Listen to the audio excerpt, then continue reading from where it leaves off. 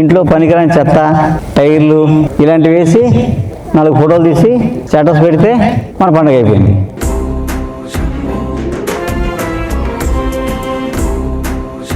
నేర్చుకుంటేనో, కాలేజీకి వెళ్తానో, స్కూల్కి వెళ్తానో వచ్చే కళ కాదండి ఇది. వాళ్ళ తరతరాలుగా వాళ్ళ డిఎన్ఏలో ఉన్న కళ ఇది. మీరు నేనే చేయించుకుంటే వచ్చేది కాదు.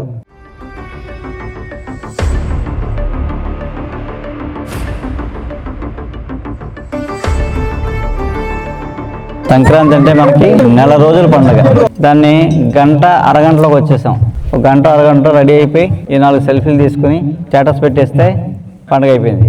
మన సంస్కృతి సాంప్రదాయాలు అంతరించిపోతే నెక్స్ట్ తరం భవిష్యత్తే ఉండదు. మీరు వేల కోట్ల రూపాయలు సంపాదించి కూడబెట్టినా మీ మనవడు ఆయుష్ క్షీణం. అందుకేంటంటే సంస్కృతి సాంప్రదాయాలు నిలబెడుతూ సో అది చెప్పడం కోసమే మనం ఈ సంక్రాంతి చేయడం. మనం నెక్స్ట్ తరానికి ఏమైనా ఇద్దాం అనుకున్నప్పటికీ ఇలాంటి కళాకారులు లేకుండా వెళ్ళిపోయారనుకోండి, మీరు నేనే వేషం కడితే ఏం ఉపయోగం లేదు. జంగం దేవర అంటే వేషగాడు కాదు, శివస్వరూపం. శివుడు ప్రత్యక్షంగా వచ్చి మన్ని ఆశీర్వదిస్తారన్నమాట. అది సంక్రాంతిలో. అలా ఎంతోమంది కళాకారులతో సంక్రాంతి ముడిపడి ఉందన్నమాట. మనము పండుగలు మర్చిపోతున్నాం, మన పిల్లలు ఇంకా మర్చిపోతున్నారు. దాంతో ఈ కళాకారులు కూడా అంతరించిపోతున్నారు. ఏదో నేర్చుకుంటేనో, కాలేజీకి వెళ్తానో, స్కూల్కి వెళ్తానో వచ్చే కళ కాదండి ఇది. వాళ్ళ తరతరాలుగా వాళ్ళ డిఎన్ఏలో ఉన్న కళ ఇది. మీరు నేనే చేయించుకుంటే వచ్చేది కాదు. ఇంకా అదృష్టం, వీళ్ళ తండ్రి కొడుకులిద్దరు ఈ బాటలోకి వచ్చారు. ఇప్పుడు ఎవరన్నా వస్తున్నారా? తండ్రి చేసే వృత్తిలోకి కొడుకులు ఎవరైనా వస్తున్నారా? ఎందుకు రావట్లేదంటే మనం ఆదరించట్లేదు. మన పండుగల్ని మనం శాస్త్రోక్తంగా చేయట్లేదు.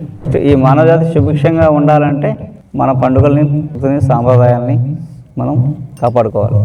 ఇది తెలియజెప్పడం కోసం ఏదో పండుగ ఎలా చేసుకోవాలి, అలా చేసుకోవాలి మనం హరికథల్లో చెప్పామనుకోండి ఏం ఉపయోగం లేదు. అది ప్రాక్టికల్గా చూపించడం కోసం ఎంతో శ్రమ అయినా, ఖర్చు అయినా భరించి ఇది చేయడం జరుగుతుంది. కేవలం నెక్స్ట్ తరానికి పిల్లలకి కాస్తైనా తెలుస్తుంది అనే ఉద్దేశంతో శివుడు ఈయన రూపంలో మన దగ్గరికి వస్తారన్నమాట. అది వీళ్ళ ముగ్గురికి మనం రుణపడి ఉంటాం. అయితే మేము జంగం దేవర్లం. అయితే ఇప్పుడు రాజుగారు చెప్పినట్టు ఇది గురు విద్య. అయితే తాతలు కూడా, మా తాతలు అలాగే చెట్టుకి తాడేసుకొని చెట్టు కింద పొక్కరాయిలు ఎట్టుకొని వండుకొని ఈ నెల కూడా పండగ నెలలో ఇంటికి తిరిగేవాళ్ళు మా తాతలు. అయితే మాకు పల్లెకి వెళ్ళి 600 తెచ్చుకున్నా, 800 తెచ్చుకున్నా జంగం దేవర్లకే కడుపు నిండదు. అది ఇంటికి తిరిగి వాళ్ళు ఇచ్చిన ఒక దానం, వాళ్ళు ఇచ్చిన ఒక సంతోషంగా మాకు ఇచ్చింది, మాకు దానం ఇస్తే సత్పూర్తిగా మేము వండుకొని తింటే అదే మాకు కడుపు నిండుతుంది. తాతల కాంచి మాకు ఇలాగ వచ్చింది. అయితే తాతల కాంచి నేను కానీ నా కొడుకులు కూడా ఇలా నేర్పించాను. ఇంకా అలా తరాలు ఇంకా వస్తే అది లేదండి. చెప్పలేం. ఇప్పుడు మాత్రం ఇలాగ తిరుగుతున్నాం. మనకు సంవత్సరం పాటు మనకు అన్ని కలిసి రావాలని దీవిస్తారు, మనం బాగుండాలని దీవిస్తారండి. అది అలాంటి వాళ్ళు ఎక్కడ ఉంటారా? అది మన సంస్కృతి, అది మన సంప్రదాయం, అది మన పల్లెటూరు. మన నెక్స్ట్ పిల్లలకి ఇలాంటివి నేర్పాలి మనం.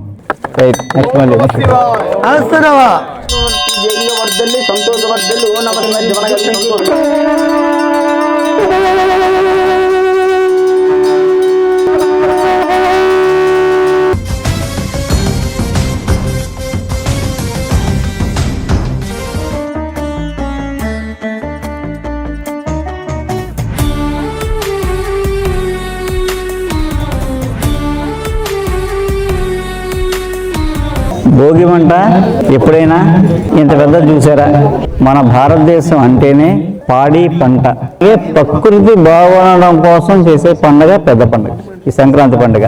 అందులో భోగి రోజు భోగి మంట ప్రధానంగా ప్రకృతికి బాగుండడం కోసం, సకాలంలో వర్షాలు పడడం కోసం.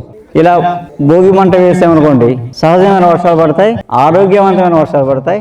ఈ వర్షంలో పండిన పంటలు తింటే క్యాన్సర్ లాంటివి రావు. ఆ వర్షంలో తడిస్తే చర్మ వ్యాధులు, స్కిన్ క్యాన్సర్లు కూడా రావు. ఏది గొప్పది? మన సంస్కృతి సాంప్రదాయాలు మర్చిపోతున్నాం కాబట్టి ఈ సైన్స్, మోడర్న్ సైన్స్, టెక్నాలజీ అని పరిగెడుతున్నాం. ఇంట్లో పనికిరాని చెత్త, టైర్లు ఇలాంటివి వేసి 4 ఫోటోలు తీసి స్టేటస్ పెడితే మన పండుగ అయిపోయింది. సకాలంలో వర్షాలు పడతాయని చేస్తారో అదే భోగి మంటని మనం రివర్స్లో చేసి వర్షాలు కురకన చేస్తున్నాం. వేస్తే భోగి మంట ఇలాగే వేద్దాం, లేదా మానేద్దాం. ఆ చెత్త చెదారంతో వేడి మానేసాం అనుకోండి, ఉన్న కాస్తైనా బాగుంటుంది. ఏదో మంట వేసేద్దాం అనుకున్నాం అనుకోండి, ఉన్నది కూడా పోద్ది. ఇది మామూలుగా ఒక వీడియోలో చెప్పేయచ్చు, లేదా ఒక ఆర్టికల్ రాసి పెట్టేయచ్చు. అది మనం చదువుతాం, పక్కన పడేస్తాం, లేదా చూస్తాం, పక్కన పడేస్తాం. ప్రాక్టికల్గా ఇన్వాల్వ్ అయ్యి ఆ ఫీల్ ఉంటే అది ఎప్పటికైనా అలాగే చేద్దాం అనిపిస్తామంటండి. ఆ మార్పే భావితరాలకి పునాది. మనం చాలా అదృష్టవంతులం. రాత్రి వచ్చి పడుకుని తెల్లాళ్ళు నిద్ర లేకుండా చలిమంటలు వేసుకుని, నీళ్ళు కాసుకుని, స్నానాలు చేసి, నలుగు పిండి పెట్టుకుని, కుమ్మిడికాయలు రుద్దుకుని, కుడికాయలు కొట్టుకుని ఇన్ని పాటలు పడ్డాం. ఎందుకు అంటే ఈ సంక్రాంతిని ఇంతలా మనం చేసుకుంటున్నాం కాబట్టి మనం అదృష్టవంతులం.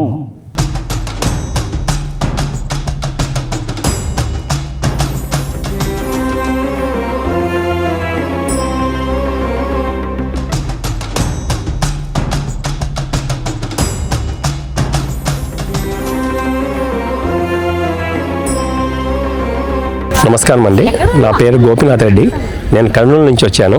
సార్ గారు చెప్పారు ప్రకృతి సంస్కృతి సంక్రాంతి అంటే ఏదో నేను కూడా మామూలుగానే ఉంటున్నాను వచ్చాను, కానీ ఇంత అద్భుతంగా ఇంత గొప్పగా నిర్వహిస్తారు అనుకోలేదు నేను. అసలు ఇక్కడికి వచ్చిన తర్వాత ఇంతమందికి ఏ చిన్న ఆటంకం కానీ ఏ అవాంతరం కూడా లేదు ఇక్కడ. అసలు ఇంతమందికి అకామిడేషన్లో కానీ రిజిస్ట్రేషన్ చేసుకోవడంలో కానీ అంతా ఒక సిస్టమ్ ప్రకారం ఎంత నీట్గా అంటే ఎలాంటి ఆటంకం లేదు. చాలా బాగా అసలు ఇంతమందికి కూడా ఈ యొక్క అందరికీ సౌకర్యాలు కల్పించడంలో చాలా గొప్పగా ఉంది. అసలు మన ఇంటికి ఒక 10 మంది వస్తేనే మనము చాలా ఇబ్బంది పడతాము, ఎక్కడ వాళ్ళకి అకామిడేట్ చేయాలి, ఎక్కడ పండు పెట్టాలి, ఎక్కడ ఇవ్వాలి అని. బట్ ఇక్కడ ఇంతమందికి ఎలాంటి ఇబ్బంది లేకుండా చేసినందుకు మొదటిగా డాక్టర్ గారికి ధన్యవాదాలండి. ఈరోజు morning early morning Bhogi fire అసలు అది ఒక చాలా అద్భుతంగా జరిగింది.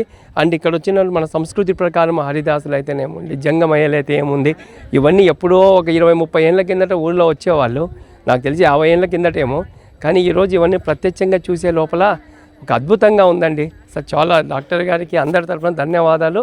ప్లస్ ఇంకా మళ్ళీ ఇలాంటివి చాలా జరగాలని కోరుకుంటూ అందరు సెలవు తీసుకుంటాం.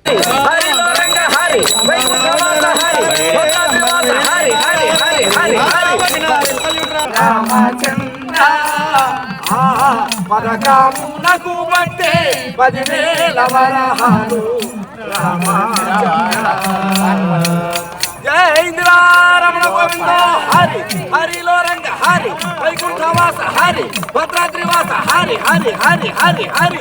నమస్తే అండి, నా పేరు క్రాంతి. నేను బ్యాడ్మింటన్ కోచ్ని. నేను హైదరాబాద్లో ఉంటాను. డాక్టర్ గారి మందులు కానీ ఇవి కానీ నేను చాలా నమ్ముతున్నాను, బాగా ట్రస్ట్ చేస్తున్నాను.